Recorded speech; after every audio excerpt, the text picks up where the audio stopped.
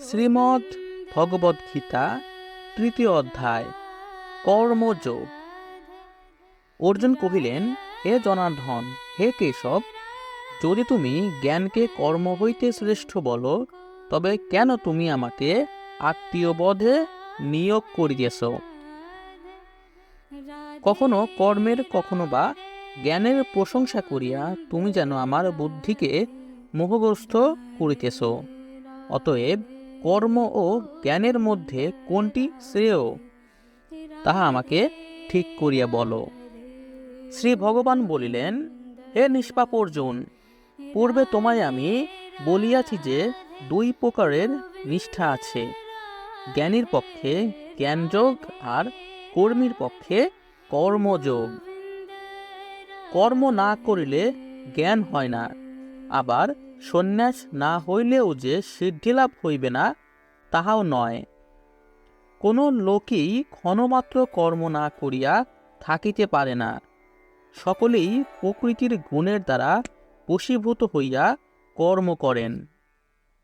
যে ব্যক্তি কর্মে ইন্দ্রিয় সকলকে বাহিরে সংযত করিয়া ইন্দ্রিয়ের রূপাদির বিষয়গুলি মনে মনে চিন্তা করে, তাহাকে মিথ্যাচারী বলা হয়। হে অর্জুন, যিনি মনের দ্বারা ইন্দ্রিয়গণকে সংযত করেন এবং কর্মে ইন্দ্রিয় দ্বারা কর্মযোগে রত, তিনিই শ্রেষ্ঠ।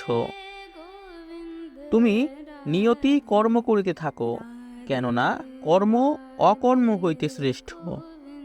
আর যদি কর্ম না করো, তাহা হইলে তোমার শরীর বাঁচে না। ঈশ্বর প্রীতির জন্যই কর্ম, নচেত কর্মবন্ধন হয়। অতএব হে অর্জুন, তুমি আসক্তি ত্যাগ করিয়া ঈশ্বরের প্রীতির জন্যই কর্ম করিয়া যাও। ব্রহ্মা সৃষ্টির প্রথমেই যজ্ঞ সহ মানুষ সৃষ্টি করিয়া বলেন, এই যজ্ঞ করিয়া তোমাদের দিন দিন উন্নতি ও ইষ্ট হোক। এই যজ্ঞ দ্বারা তোমরা দেবতাদের সন্তুষ্ট করো, আবার তাহারাও তোমাদের সুখী করুন। এইভাবে একে অন্যের উপকার করিলে উভয়ের মঙ্গল সাধিত হইবে। যজ্ঞে তৃপ্ত হইয়া দেবগণ তাহাদিগকে ইষ্ট ভোগ দিবেন। যে ব্যক্তি এই সকল ভোগ্য বস্তু দেবতাদের না দিয়া নিজে ভোগ করে, সে চোর। যজ্ঞ বিশিষ্ট অন্ন ভোজনকারী সর্বপাপ হইতে মুক্ত হইয়া থাকেন। কিন্তু যাহারা কেবল নিজের জন্য অন্ন পাক করেন, তাহারা শুধু পাপই ভোজন করেন। অন্ন হইতে জীব জন্মায়, বৃষ্টি হইতে অন্ন জন্মায়, যজ্ঞ হইতে মেঘ জন্মায়, কর্ম হইতে যজ্ঞ জন্মায়। কর্ম বেদ হইতে জন্মায় এবং বেদ পরমেশ্বর হইতে জন্মিয়াছে। অতএব সর্বব্যাপী মহেশ্বর সর্বদাই যজ্ঞে প্রতিষ্ঠিত আছেন। হে পার্থ, যে লোক এইভাবে প্রবর্তিত কর্মচক্রের অনুসারে না চলে, সে ইন্দ্রিয় বিলাসী হইয়া বৃথায় জীবন ধারণ করে। কিন্তু যে লোক কেবল আত্মাতেই প্রীত, আত্মাতেই তৃপ্ত থাকে, তাহার কোনো কিছু করণীয় নাই। এ জগতে তাহার আর কোনো কর্মের প্রয়োজন নাই। কর্ম না করিলে তাহার কোনো পাপ পুণ্য নাই, আবার মুক্তির জন্য তাহাকে কারো দ্বারস্থ হইতে হয় না। অতএব সর্বদা ফলের আশা ছাড়িয়া করণীয় কার্য করিয়া যাও, কারণ ফলাসক্তিহীন ব্যক্তি মুক্তি লাভ করে। জনকাদি মত দ্বারা কর্ম দ্বারাই সিদ্ধি লাভ করিয়াছিল। তোমার পক্ষে লোকশিক্ষার জন্যও তোমার কর্ম করা উচিত। শ্রেষ্ঠ জন যাহা করেন, সাধারণ লোক সেই সেই কর্ম করিয়া থাকেন। শ্রেষ্ঠ জন যাহা বলিয়া স্থির করেন, সাধারণ জনও তাই মানিয়া চলেন।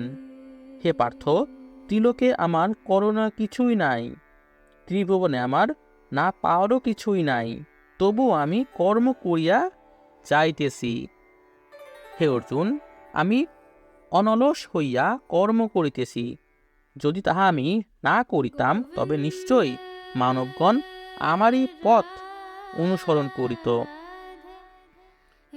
আমি যদি কর্ম না করি তবে এ সকল ব্যক্তি উচ্ছন্নে যাইবে, আমি তবে বর্ণ সংকরের কারণ হইব এবং সকল ব্যক্তি আমার দোষেই বিনষ্ট হইবে।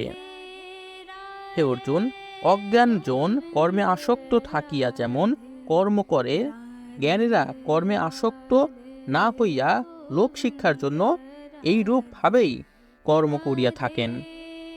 জ্ঞানীরা কর্মে আসক্ত অজ্ঞ ব্যক্তিদের বুদ্ধিভেদ জন্মাইবেন না।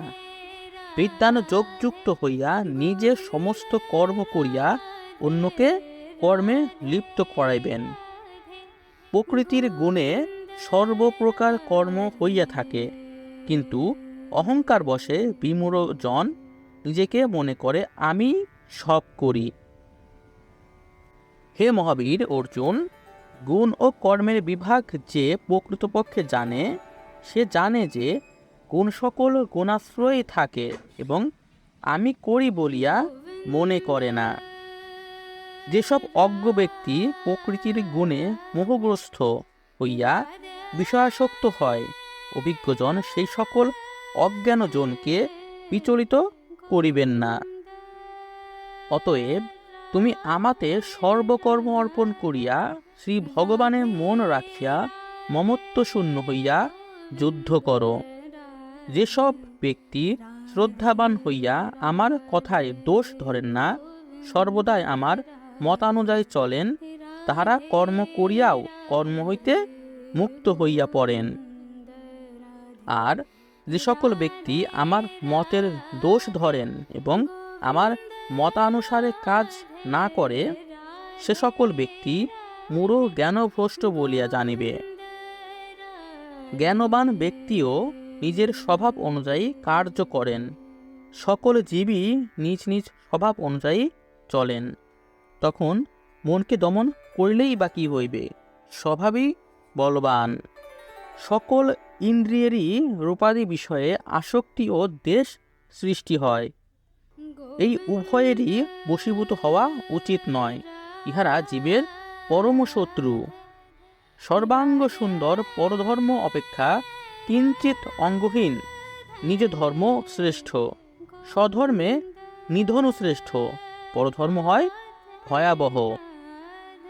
অর্জুন জিজ্ঞাসা করিলেন, হে কৃষ্ণ, মানুষ পাপ করিতে ইচ্ছা না করিলেও কে তাহাকে বলপূর্বক পাপ করায়? ভগবান শ্রীকৃষ্ণ বলিলেন, একটি কাম আর একটি ক্রোধ, ইহা রজগুণ হইতে জন্মে। কামই বাধা পাইলে ক্রোধের উদ্রেক করে।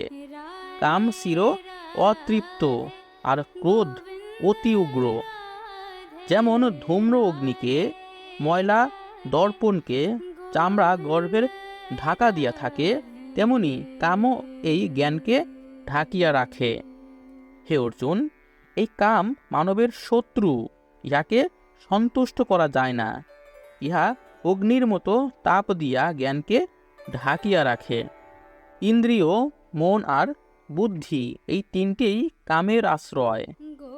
ইহাদের দ্বারা কাম জ্ঞানকে ঢাকিয়া রাখিয়া মানবকে মোহগ্রস্ত করিয়া রাখে। অতএব হে অর্জুন, তুমি সকলের আগেই ইন্দ্রিয় দমন করত এই দুষ্ট কামকে নষ্ট করো, কারণ এই কাম মানবের জ্ঞান ও বিজ্ঞানকে নষ্ট করিয়া দেয়। শরীরের চাইতে ইন্দ্র শ্রেয়, ইন্দ্রের চাইতে মন শ্রেয়, মনের চাইতে বুদ্ধি শ্রেয়, যিনি বুদ্ধির চাইতে শ্রেয় তিনি আত্মা। হে মহাবীর অর্জুন, আত্মা যে বুদ্ধির চাইতে শ্রেয়, এই কথা জানিয়া বুদ্ধির সাহায্যে মনকে স্থির করিয়া এই ভয়ঙ্কর মহাশত্রু কামকে নাশ করো। ইতি কর্মযোগ নাম তৃতীয় অধ্যায়।